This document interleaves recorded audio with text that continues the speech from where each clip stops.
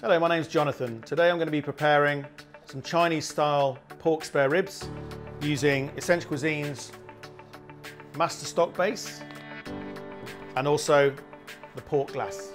So here we have some meaty pork spare ribs. We have garlic and ginger.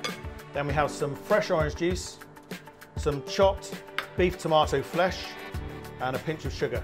In my pan I have enough water to cover the ribs that I'm going to be cooking, and I've added to that the Essential Cuisine master stock mix and also the pork glass.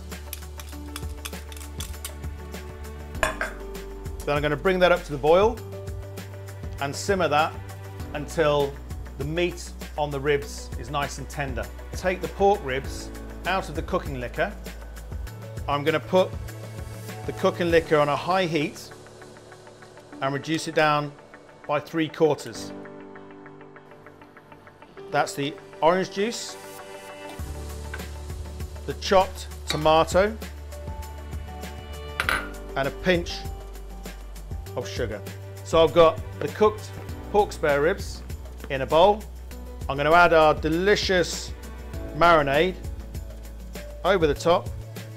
Then we can give those a good mix round.